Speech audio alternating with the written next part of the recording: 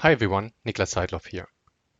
This year, Call for Code took place again, which is a global initiative, especially for developers to come up with ideas and applications to help people in, after, and before natural disasters.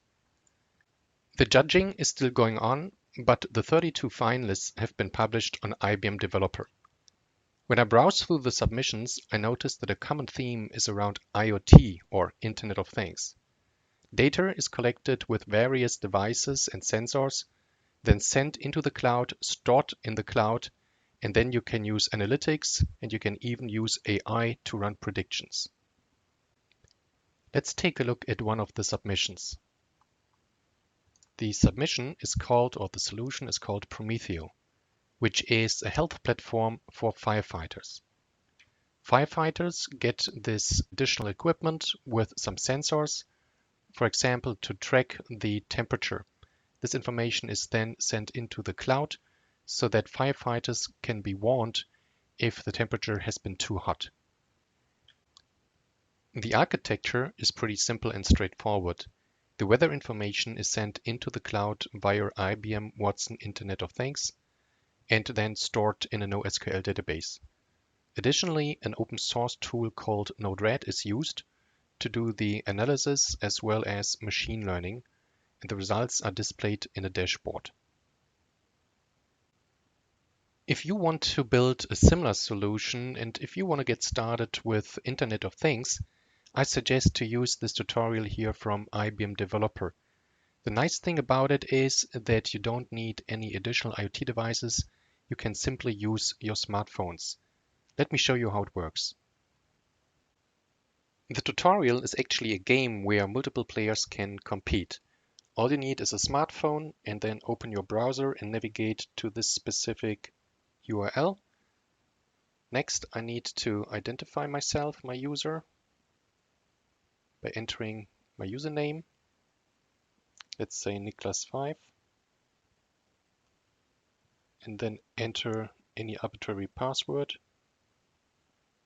Okay, so now it's connecting, and now I'm connected to the IoT platform, and here the sensor data about movement and acceleration is collected, and now I can shake my smartphone to generate more data, and again this information is sent now to the IBM cloud. After the game, the results are displayed in this little table here in a notebook running in IBM Watson Studio. Essentially, an SQL query is used to determine the used energy. Okay, let's take a look now how this application has been implemented. This is Node-RED, which is an open source flow editor that can be used to define simple types of Internet of Things scenarios. It's very easy to use, essentially use only drag and drop and a declarative approach.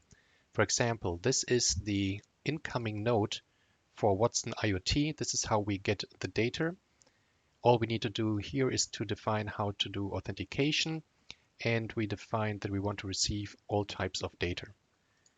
The next node is just the function node, which converts the data in another format. And in this node here, we define that we want to see the data, the incoming data here directly in the debug column. And last but not least, there is another node right here, which allows us to store the data directly in a NoSQL database called IBM Cloudant, which is hosted in the public IBM cloud.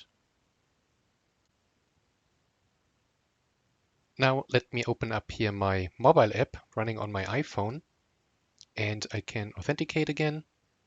And after I'm connected, I can see all the incoming data here in the debug column in Node-RED. Next, let's take a deeper look at IBM Watson Studio. Watson Studio is a collaboration platform for data scientists, data engineers, and developers. It supports a wide variety of functionality for the complete AI lifecycle. For example, you can use it to define and host your own machine learning and deep learning models. For the sake of this tutorial, we kept it very simple. All we're using here are Python notebooks, which I can open from here. Now the runtime is initialized, which takes a couple of seconds. And after that, I can scroll down to the bottom where the most important or interesting piece is. As you can see, a Spark session is initialized here, and then we are using Spark SQL against the cloud and database, which is defined right here, and demo1 is the name of the database. And as a result, we get this really simple table here with the 5 players and their scores. The last piece of the sample scenario is the web application. I'm using here OpenShift, which is a managed offering available in the IBM cloud. And I'm using it here to host my web application. The application has 2 components. One is the server-side application, the business logic, essentially a microservice. And the second part here contains the static web resources like HTML and JavaScript, which are run in a browser. So from here, I can open up the URL, which won't work right now because I'm running it here from a desktop browser, but it does work as soon as you run it from a browser on a smartphone. So that's nice. Now, as I said, we are using here IBM Cloudant. Cloudant is a hosted offering in the IBM cloud based on the open source database Apache CouchDB. And the nice thing about it is that you can go here in our catalog and you can also define and order different levels of isolation. For example, you can order here your own dedicated hardware.